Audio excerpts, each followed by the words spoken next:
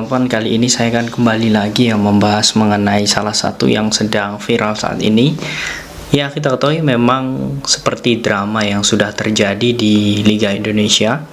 Bahkan sekelas PSSI pun harus memiliki beberapa drama juga. Di sini saya mendapatkan informasi ya, saya sudah melihat bagaimana meriahnya pembukaan Kongres Luar Biasa PSSI yang juga dihadiri oleh Kemenpora. Kemudian juga saya sudah melihat bagaimana keseruan dramatisasi ya yang saya lihat, karena 2 kali pemilihan dilangsungkan dan harus diulang. Kita tahu bahwa saat ini Erick Thohir sudah resmi ya menjadi Ketua Umum PSSI.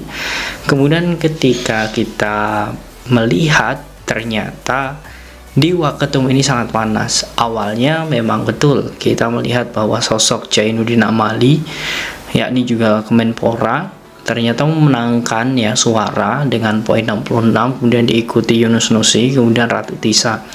Nah, ada beberapa voters yang tidak setuju dengan keputusan tersebut, dan benar saja ternyata keputusan yang diambil oleh salah satu voters dan juga komite itu ada yang janggal, dan ternyata setelah diselidiki ternyata poin tersebut tidak sesuai.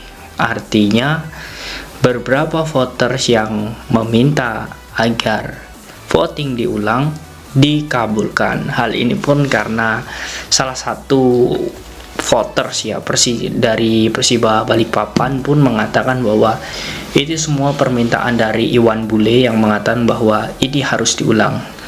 Dan setelah sudah melewati beberapa tahap ternyata harus diulang, dan yang memenangkan adalah sosok Ratu Tisa. Nah, ini saya akan bahas terlebih dahulu teman-teman ya. Di voter Waketum ini sangat ketat.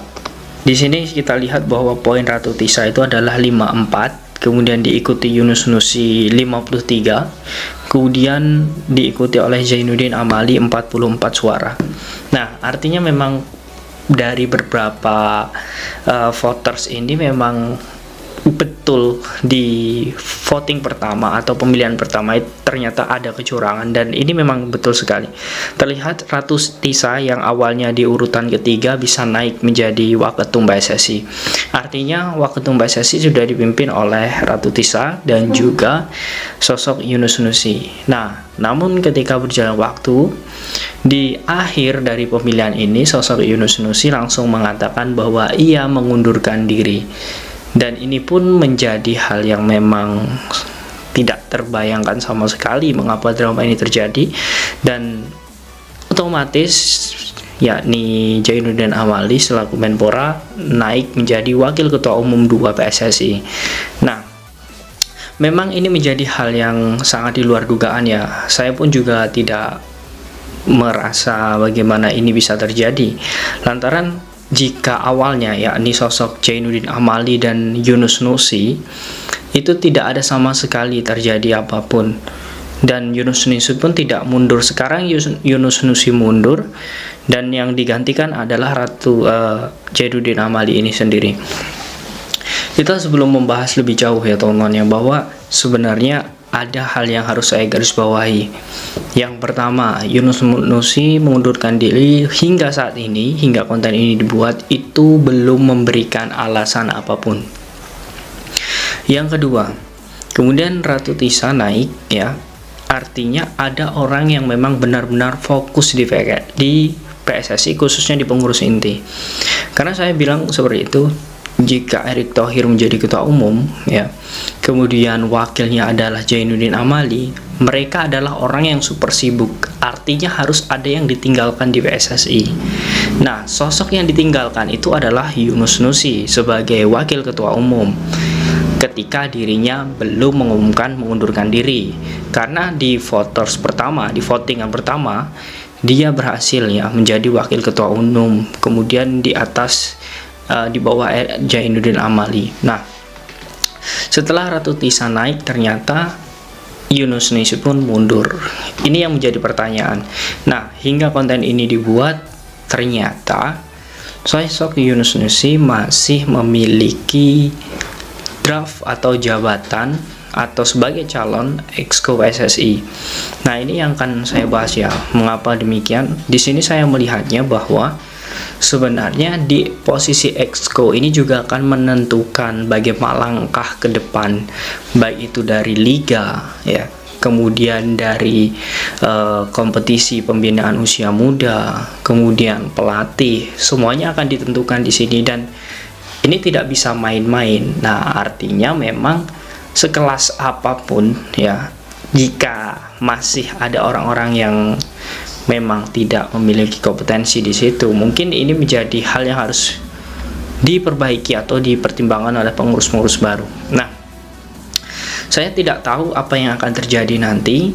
Yang jelas di sini saya, mungkin menurut kalian juga, di sini kita sudah gembira ya bagaimana sosok Erick Thohir menjadi ketua dan wakilnya adalah sosok Ratu Tisa, yang memang kedua orang ini ya memiliki lisensi di hubungan internasional dan juga di FIFA khususnya, karena kedua ini sudah tidak diragukan lagi untuk masalah kedekatan.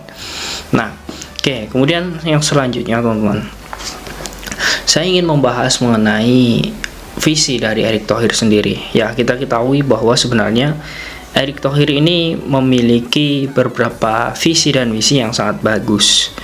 Di sini saya akan menjelaskan. Pertama, visi dari Erick Thohir ini adalah melanjutkan Liga 2 dan Liga 3. Nah, ini memang PR yang sentral untuk saat ini ya, karena memang Timnas Indonesia membutuhkan beberapa kompetisi yang sehat, dan harapannya dengan adanya Erick Thohir ini, dia bisa menuntaskan permasalahan ini. Bahkan PSSI juga mengatakan bahwa Liga 2, Liga 3, bahkan Liga Nusantara juga akan dilanjutkan dengan kebijakan kepengurusan PSSI yang baru. Artinya memang dari sini kita sudah paham ya bahwa adanya Erick Thohir ini nanti bisa membuat PSSI memberi kebijakan untuk dilanjutkannya Liga 2 dan Liga 3. Itu visi atau misi Erick Thohir yang pertama. Kemudian yang selanjutnya, menerapkan VAR di Liga 1. Nah, ini memang sangat penting ya, apalagi memang saya menilai di tingkat ASEAN terlebih dahulu ya, memang sangat tertinggal ya untuk BRI Liga 1 atau Liga 1 Indonesia dibanding Liga Thailand yang memang sudah lebih dahulu ya menggunakan VAR. Kemudian Liga Singapura yang memang sudah menggunakan VAR di tahun ini. Kemudian Liga Malaysia yang mulai mengatur kebijakan bagaimana pembinaan usia muda, kemudian pembatasan pemain-pemain asing, kemudian kebijakan-kebijakan yang lain. Nah, artinya memang ini yang harus ditunggu dari Erick Thohir sendiri adalah menerapkan VAR. Dan ini diharapkan bisa diterapkan di Liga 1 atau di Liga Indonesia di musim depan. Karena untuk saat ini di klasmen ya ataupun di kompetisi juga hampir selesai. Nah, kemudian selanjutnya ini juga yang penting. Bagaimana sudah menerapkan kompetisi yang sehat, kemudian teknologi seperti VAR sudah diterapkan. Visi yang selanjutnya dari Erick Thohir ini adalah membangun training center atau TC untuk Timnas Indonesia. Oke, saya sudah pernah membaca bahwa di era Iwan Bule atau Muhammad Iriawan sudah menyetujui ya beberapa lahan tanah yang memang nanti akan dibangun untuk training center.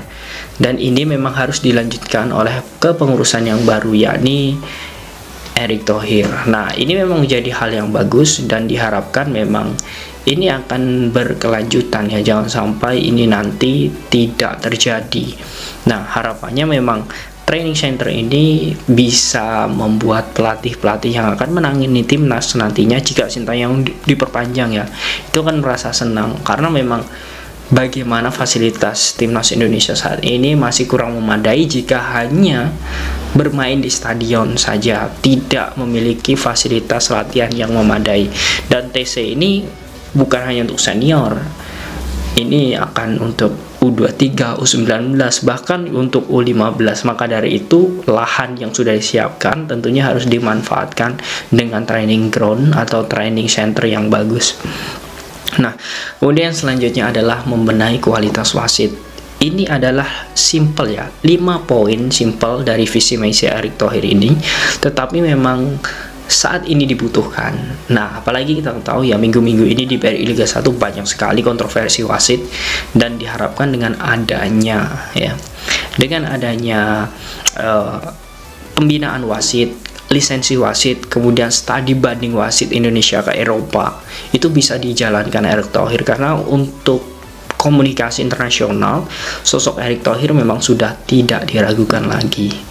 Oke, dari sini kita sudah bisa melihat ya bagaimana prospek ke depan PSSI. Nah, yang menjadi pertanyaan saat ini adalah Exco ya, hingga konten ini dibuat Exco belum terbentuk. Nah, jadi kita tunggu saja bagaimana Exco nanti, siapa-siapa saja orang-orang yang terpilih. Nah, bagaimana menurut kalian teman-teman tentang terpilihnya Erick Thohir dan juga Wakil Ketua Umum Ratu Tisa serta Zainuddin Amali? Apakah kalian yakin nantinya PSSI mampu berkembang dan bisa memajukan timnas Indonesia? Silahkan kalian tulis di kolom komentar.